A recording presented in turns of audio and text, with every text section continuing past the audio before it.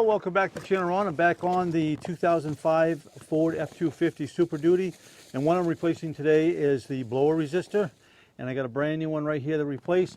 But also what I'm going to be replacing is the wiring harness as well, because as I was taking this apart before I ordered it, the wiring harness is all rotted and the plastic's all brittle, and the ends basically had corroded off. So the end on this is completely shot. So we're going to go ahead and remove that and replace the wiring harness along with the blower resistor. The reason why we're replacing the blower resistor is it defaults on high. Anytime you lose the blower resistor, for the most part, as far as I know on most vehicles, if it goes on high but nothing else, then the blower resistor is bad. It defaults on high, which is a good thing.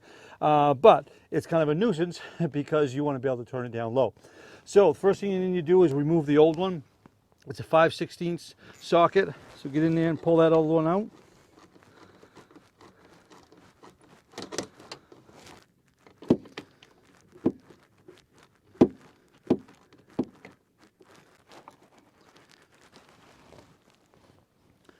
Okay, so there's the old one right there, and I usually like to match this stuff up, and I pretty much already have, and you can see what's going on. The contacts are just rusted right off on there, and I'm glad I took this out. I took this out first just to kind of look it over, and that's when I discovered that the wiring harness was gone on it. So what we need to do is we need to take this wiring harness here and match it up with this one. It's not color coded, so you just have to eyeball it to make sure that you get the right ones. All right, let's go ahead and remove this tape.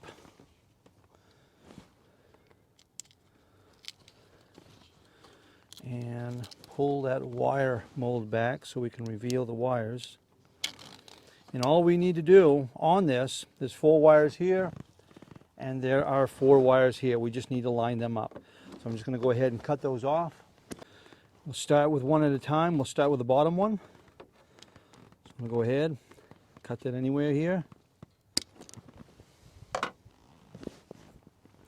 And I'm going to go ahead and strip that back about 1/4 inch or so, like that.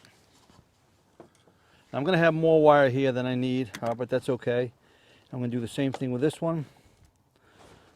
Strip that back a little ways, like that.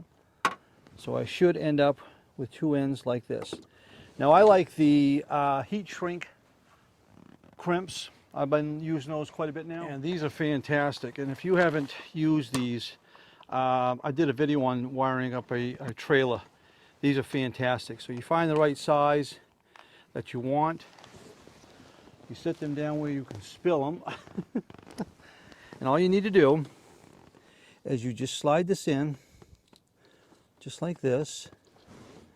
And then you take your other connection.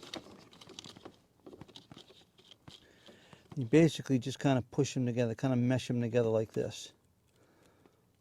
Like that. And then just kind of squeeze them together as best you can.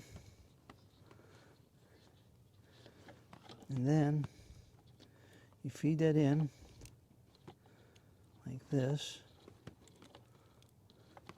And what's going to happen when we heat that up, that solder is going to melt and bond that together. So take your heat gun.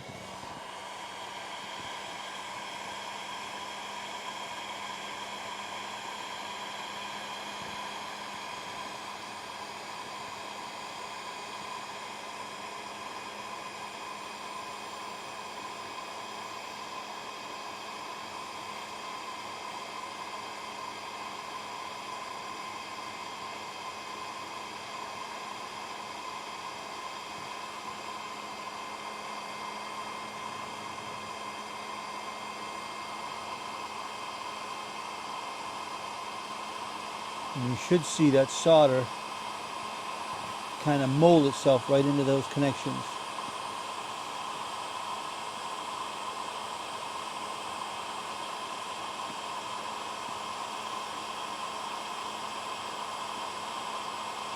There we go. Just like that.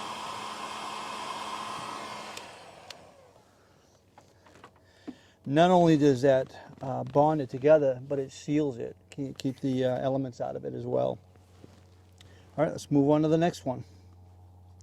So I'll move on to the one right above that. Gonna do the same thing.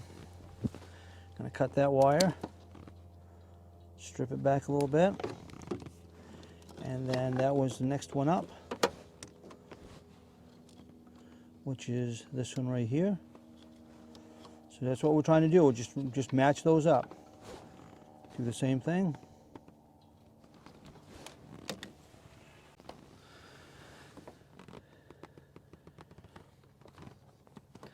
Slide that on like that.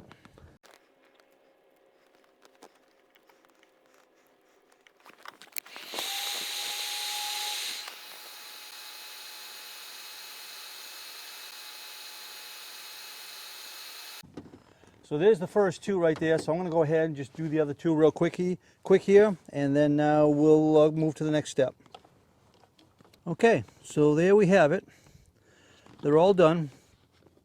They're all bonded together, all equally, and they're all weatherproof at the same time. So we don't have to worry about water getting into there. So we got a nice new, brand new connector right there. All right, so let's go ahead and put our new resistor in. And I believe that only goes one direction. And it does or it does not. Let me see here. It doesn't appear to matter which direction it goes in. However, it did seem to fit better this way here.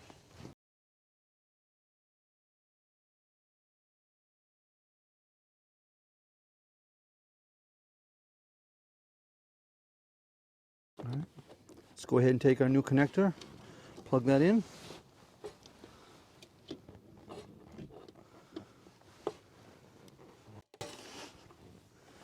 And there it is. Let's go ahead and test it.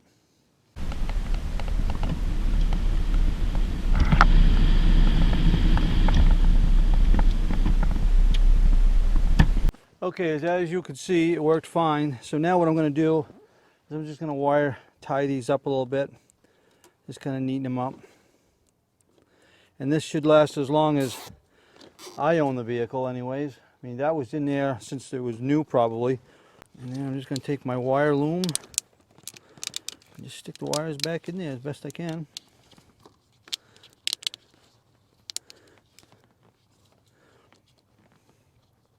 One thing I probably could have done differently on this, especially if this was for a customer, is I would have offset all my connections.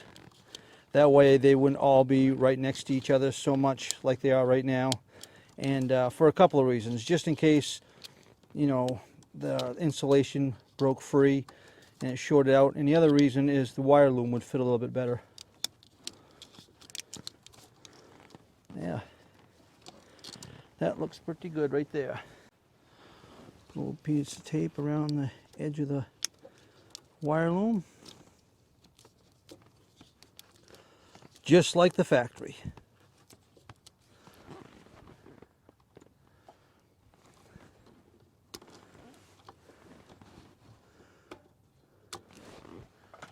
And there we go. And that's how you replace the blower resistor in your 05 Ford F-250. And they're pretty much all the same way of replacing them. I hope this helps, and we'll see you next time.